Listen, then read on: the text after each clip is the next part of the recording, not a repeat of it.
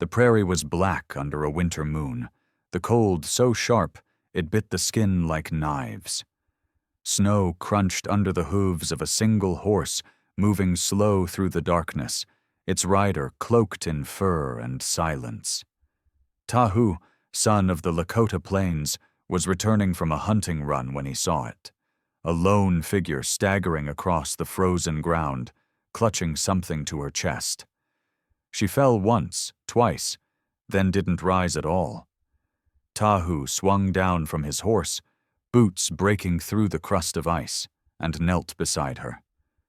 The woman's lips were blue, her eyes glassy with exhaustion, but in her arms, wrapped in a thin quilt, was a baby whose weak cries barely broke the wind.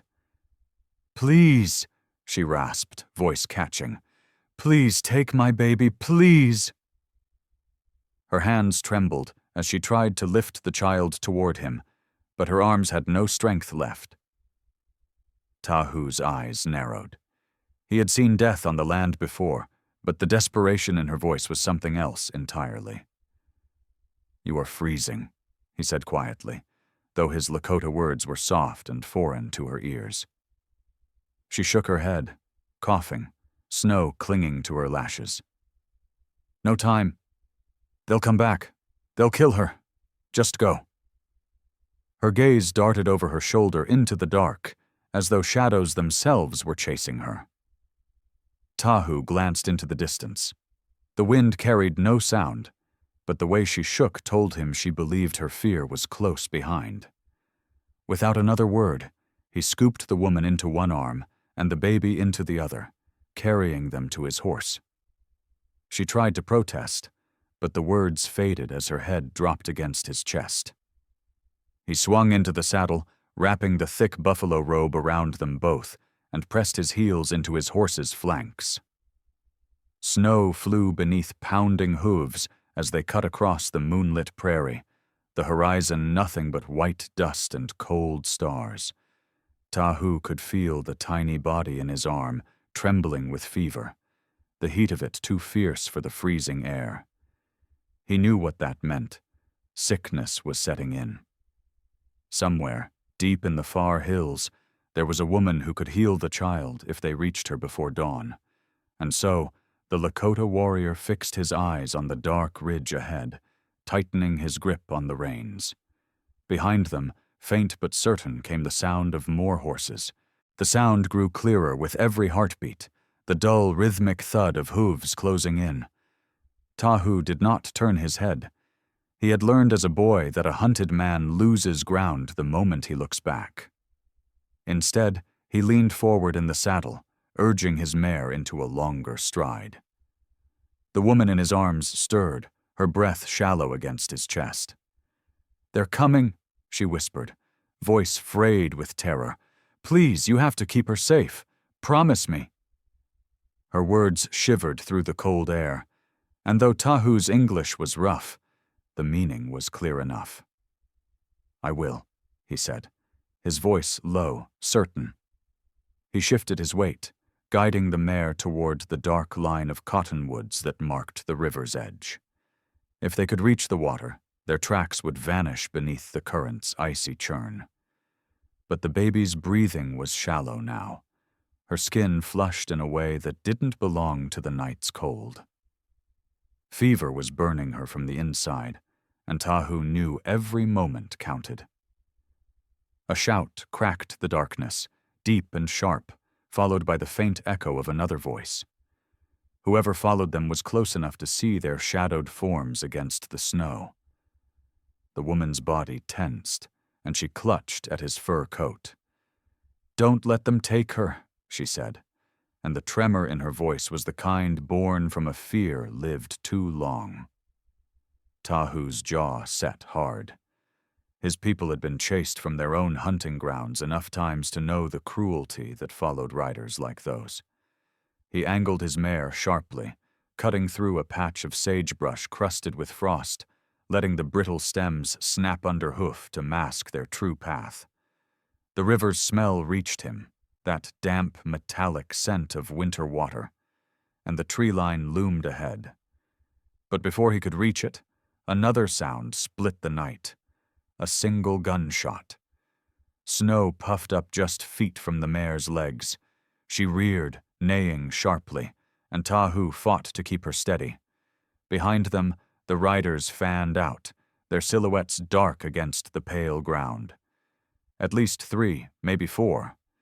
He could hear the creak of leather saddles, the jingle of bridles, and the ugly laugh of a man who thought his prey was cornered.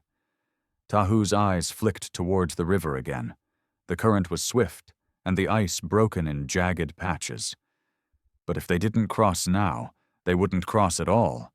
He tightened his grip on the baby, shifted the woman against him, and kicked hard. The mare lunged forward, snow exploding around them as they plunged toward the freezing water. The river roared louder as they closed in, its black surface broken by jagged slabs of ice spinning in the current. Tahu knew the crossing here was shallow enough in summer, but now winter's grip made every step a gamble. His mare balked at the bank, hooves skidding on the frozen mud, but a sharp click of his tongue and the pressure of his heels drove her forward. The first shock of icy water surged around them, numbing Tahu's legs instantly, but he pushed on. The woman gasped, clutching the baby tighter, as water sloshed against the horse's belly. Halfway across, the mare's foreleg struck something unseen, a submerged rock slick with ice. She stumbled, plunging forward into a hole where the current was deeper. Freezing water surged up to Tahu's waist, soaking the buffalo robe and dragging at his strength. The woman screamed, her voice thin against the rush, and the baby let out a weak, startled cry that cut straight to Tahu's gut. He pulled the mare's head up, fighting to keep her from panicking. The ice floes drifted closer, knocking against her sides with hollow thuds. One chunk caught Tahu's leg, pinning him momentarily against the saddle. The pain flared, but he wrenched free and urged the mare toward the far bank. Behind them, the riders reached the river's edge. A voice called out over the wind, mocking, confident, and then another shot cracked, striking the water just feet away. Tahu bent low over the mare's neck, shielding the woman and child with his own body as they broke free of the deepest water. The bank rose before them, steep and slick. The mare lunged, scrambling upward, and for a heartbeat it seemed they'd make it clean, until the woman's voice, sharp and desperate, cut through the cold. "My satchel, it's in the water." Tahu risked a glance back and saw a small leather bag bobbing in the current, half submerged. Something in her eyes told him it was more than a bundle of clothes. He could have ridden on, should have, but the look she gave him held a weight he couldn't shake. With a sharp turn, he guided the mare alongside the drifting satchel, leaning down to snatch it from the freezing water. His fingers burned with cold, but he hauled it up and shoved it into her lap before driving the mare up the bank again. As they crested the rise, the woman clutched the satchel to her chest as though it were life itself. Tahu didn't ask what it held, not yet, but he knew now this ride was about more than the child's fever. They broke into the shelter of the pines, the wind softening, but the cold no less cruel. Tahu slowed the mare to a canter, his ears still tuned for the sound of pursuit. Snow muffled their tracks now, but he knew the riders would not quit easily. The woman's arms were locked around the satchel, her knuckles white against the wet leather. Her breathing was ragged, but her eyes, darting between him and the shadows, held a stubborn light. "What's in the bag?" Tahu asked, his English blunt but clear. She shook her head quickly, clutching it tighter. "You wouldn't understand," she said, voice quivering but fierce. "If they get this, everything's lost." He glanced at her from beneath his fur hood, the question hanging between them, but she offered nothing more. The baby whimpered weakly, and his instincts pulled him back to what mattered most, getting them to safety. Still, something about that satchel gnawed at him. As they rode deeper into the forest, he noticed her checking the seams, almost as if she feared it might tear. A thought came to him. Gold, maybe, or documents, something worth killing for. The trail began to climb, winding between narrow walls of stone where the snow was thin. The mare's breath puffed in steady bursts, her stride sure despite the climb. Tahu knew of a hidden hollow not far from here, a place his father had used to winter horses away from prying eyes.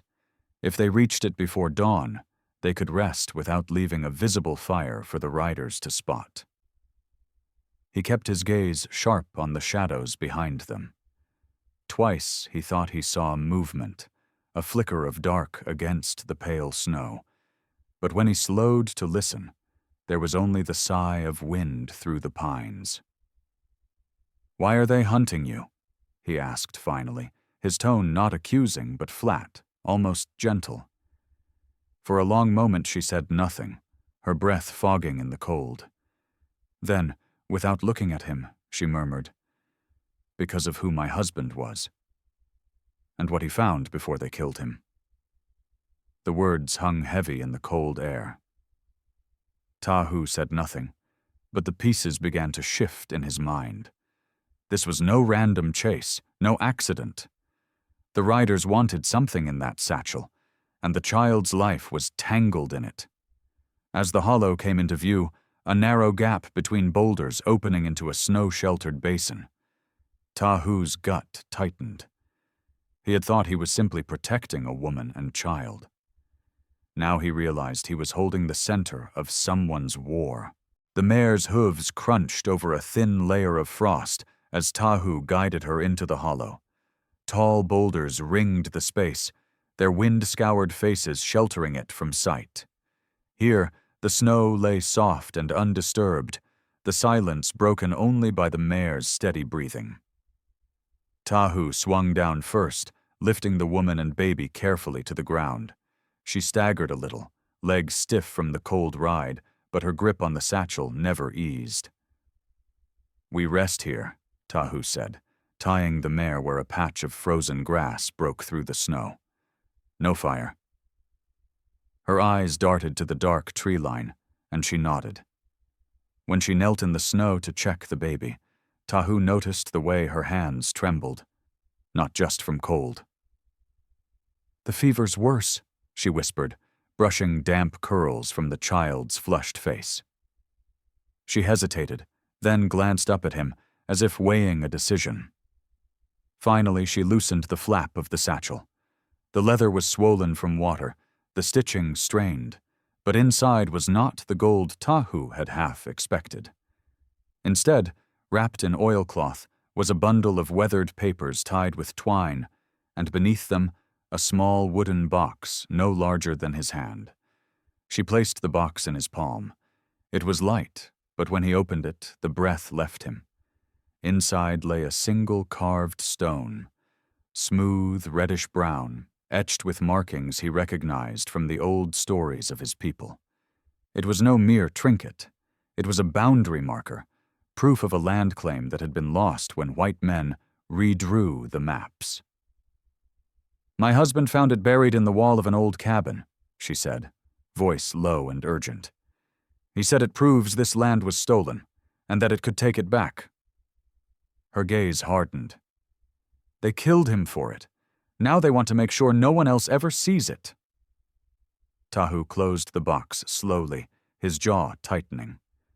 He knew what such proof could mean. War, perhaps.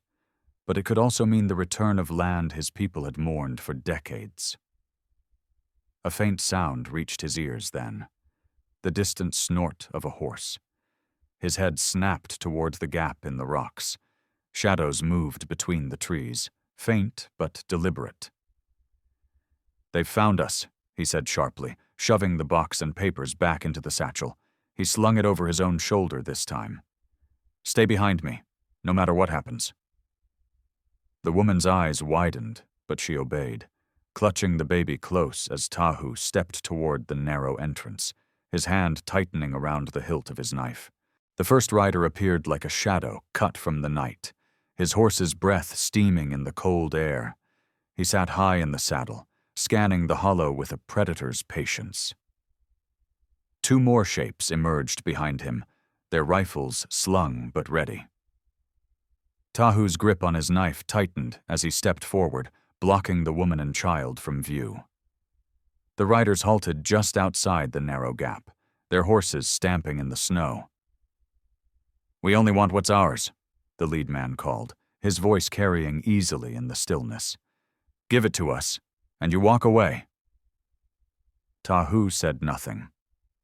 The man's eyes narrowed, flicking past him towards the shadow of the woman. "That satchel doesn't belong to her. You don't even know what you're holding, boy." Tahu's jaw tightened. He shifted slightly, drawing their attention away from the gap's curve where the woman crouched. "Then come and take it," he said flatly. The insult was deliberate.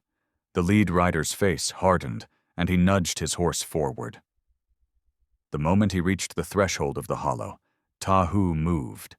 With a sudden, explosive motion, he hurled his knife, not to kill, but to pin the man's coat to the saddle. The horse reared, startled, and the man cursed, yanking at the fabric. In that heartbeat of chaos, Tahu lunged forward, grabbing the reins and yanking hard.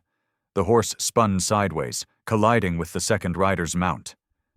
Both men struggled to control their animals, and in the tangle of snorting horses and flailing legs, the woman darted from behind the rock. She didn't run for the open woods. She ran to Tahu, thrusting the baby into the crook of his free arm. "Go!" she shouted. But there was no clear path. The third rider had dismounted and slipped through the snow along the boulder's edge, rifle in hand. He leveled it at them, the barrel dark and steady. Tahu met his gaze, breathing hard. The rider's lips curled into a slow smile. "You're boxed in now." The woman's hand slid into her satchel, fingers finding something within the bundle of papers. Before Tahu could react, she pulled free a small pistol, old, battered, but loaded. The shot rang out like a clap of thunder in the hollow. The rifleman dropped to one knee with a cry, his weapon falling to the snow. Tahu seized the moment, swinging into the saddle with the baby in his arm and pulling the woman up behind him. Without a word, he drove the mare forward, straight into the narrowing gap, through the chaos of flailing horses and shouts, breaking free into the open forest beyond. The mare burst into the open forest, her hooves striking sparks from hidden stones beneath the snow. The wind tore at Tahu's face, but he kept low over the saddle, shielding the baby with one arm while the woman clung to him, her satchel pressed between them. Behind, the shouts of the riders echoed like ghosts, their hoofbeats growing sharper as they gave chase. The forest ahead was a maze of black trunks and pale drifts, but Tahu knew these trees better than the men following them. He pulled the mare toward a narrow deer track, its entrance half hidden by fallen branches. The mare plunged into the trail, snow spraying high with each stride. The baby whimpered softly against his chest, but the woman's grip tightened as she glanced back. "They're gaining!" she gasped. Tahu didn't answer. He could hear it, too, the crunch of hooves on frozen ground. One rider broke from the main group, angling through the trees to cut them off. Tahu's eyes flicked ahead. He knew this stretch. There was a frozen creek just beyond, its surface glazed with a treacherous sheen. The mare would cross if she trusted his lead, but a horse not used to it might panic. They reached the bank in seconds. Tahu leaned forward, murmuring to the mare in Lakota, feeling her muscles tense before she sprang onto the ice. Her hooves slid, but she kept her footing, bounding across in a spray of frost. Behind, the pursuing rider's horse struck the ice too fast, skidding wildly before crashing onto its side. The man's curse echoed through the trees. They gained precious seconds, but the other two riders were still coming, their shouts closing in. As they climbed the far bank, the satchel slipped from the woman's grip, tumbling into the snow. She cried out, twisting to reach for it, but Tahu hauled the mare to a sharp stop.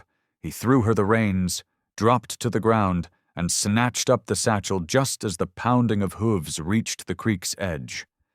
The lead pursuer leveled a rifle, the barrel glinting in the pale light. Tahu dove behind the mare's flank, snow exploding around him as the shot cracked through the cold. "Go!" he barked, vaulting back into the saddle. The mare lunged forward, weaving between the trees until the shouts behind them grew faint, swallowed by the white silence of the forest. But Tahu's jaw was set. They had bought themselves time, nothing more.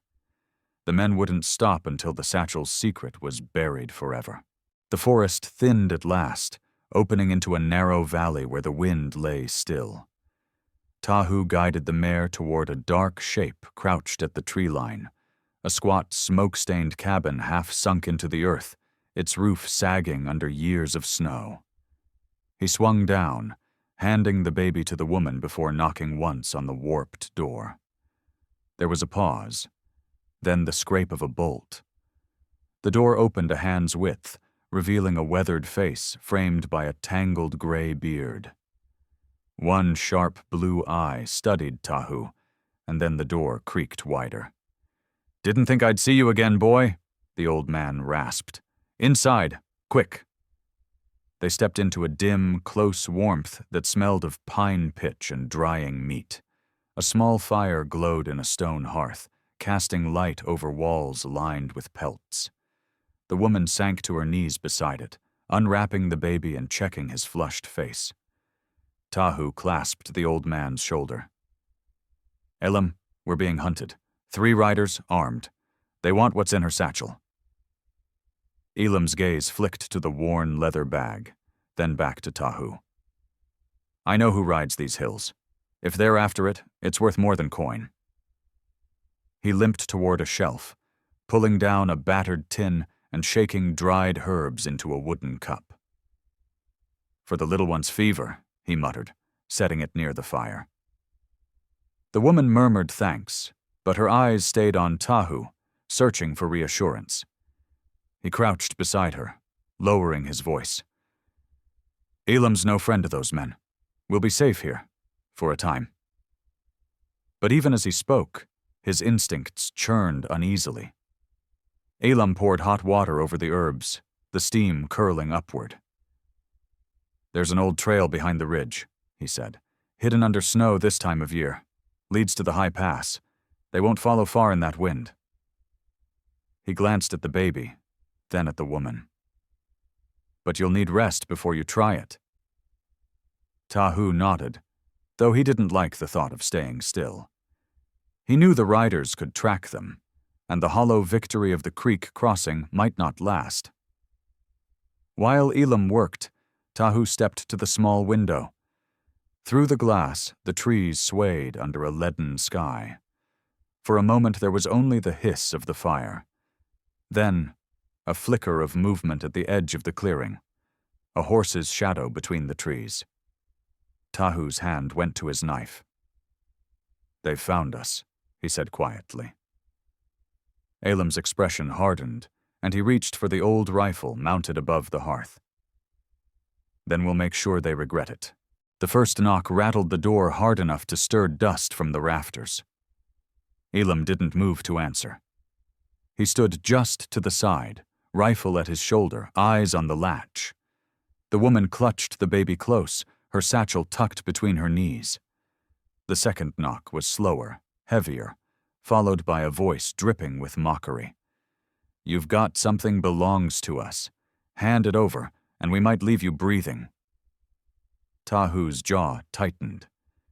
He stepped to the center of the room, placing himself between the woman and the door. "What's in the satchel?" he asked quietly, not taking his eyes off the wood. She hesitated, her lips pressing into a thin line. Then, as the third knock shook the hinges, she opened the flap and drew out a bundle wrapped in oilcloth. With trembling fingers, she peeled it back to reveal not gold, not coin, but a stack of folded papers tied with faded red ribbon. Tahu frowned. "Letters?" she nodded. From the army. Reports, signed orders, proof that the men outside sold supplies meant for the tribes. Food, medicine, on the black market. My husband found them before he died. Her voice wavered, but her eyes burned with resolve. If these reach the fort, they'll hang. Outside, the voice barked a command, and boots crunched in the snow as the riders moved to surround the cabin. Elam's lips curled in something between a snarl and a grin. Hanging's too kind for men like that. The baby whimpered, and the woman kissed his head, whispering for him to be still. Tahu moved to the window and caught a glimpse of a shadow slipping toward the back. They'll try the chimney or the side wall, he murmured. Elam adjusted his stance, covering the front, while Tahu eased toward the rear corner. The pounding on the door stopped suddenly, replaced by the groan of wood as someone began prying at the hinges. The fire crackled in the silence, throwing long, jittering shadows across the walls. The woman's hand went to the pistol hidden in her skirts. Tahu's heart hammered, not in fear, but in calculation. If they waited for the door to give, the men would pour in fast. But if they struck first, there might be a chance to break through their line. He looked at Elam, then at the woman. When I move, go for the creek trail. Don't stop until you hit the pass. She shook her head fiercely. Not without you. The latch splintered under a final blow. Snow swirled in through the crack as the door swung inward. Tahu gripped his knife. It was time. The first man through the doorway never saw the knife. Tahu's arm flashed once in the firelight, the blade sinking into the post beside the rider's head as he ducked low, ripping the rifle from his hands. Elam's shot boomed behind him, shattering the night and dropping the second man before his boots cleared the threshold. The woman was already on her feet, the satchel strapped across her chest, the baby held tight. Go, Tahu barked, shoving the door wide and plunging into the snow. The mare stood ready, her breath steaming in the cold, and the woman swung up with a strength born of terror. Tahu vaulted behind her just as a shout rang out from the trees. One last rider, the leader, charging hard from the side. His revolver gleamed in the pale light, barrel rising toward the woman's back. Tahu leaned out of the saddle, ripping the knife free from his belt, and let it fly. The blade spun end over end before striking the man's hand, sending the gun clattering into the snow. The leader's horse reared, and the man toppled, cursing as he hit the ice. The mare surged forward following Elam's shouted directions toward the narrow trail behind the ridge. Snow-laden branches whipped past as they climbed, the cold biting through their clothes. The baby gave a small, pitiful cry, but the woman's voice stayed steady as she whispered to him, shielding him from the wind. Behind them, hoofbeats tried to follow, but the trail grew steeper, narrower, the drifts deepening until the sound faded into silence. At last, the mare crested the pass, the world opening into a vast, untouched expanse bathed in early dawn. The sky burned pale gold over endless snowfields. The woman's breath hitched as she looked back. No riders, no smoke from the cabin, only the white sweep of safety. Tahu eased the mare to a halt. Elam's cabin was miles behind now, the old man's fate uncertain. But Tahu knew the truth. Elam had chosen to hold the line so they could break free. He reached around the woman, steadying the baby's blanket against the wind. We keep riding until the fort, he said quietly. She looked at the satchel, her grip tightening. And then? Then the truth hangs them, he replied, his voice hard with promise. The mare moved on, her hooves breaking a fresh trail across the high country. The woman leaned back into Tahu's warmth, her tears drying in the wind. Behind them, the rising sun spilled light across the pass, turning the snow to fire, and closing the last chapter of the night they almost didn't survive.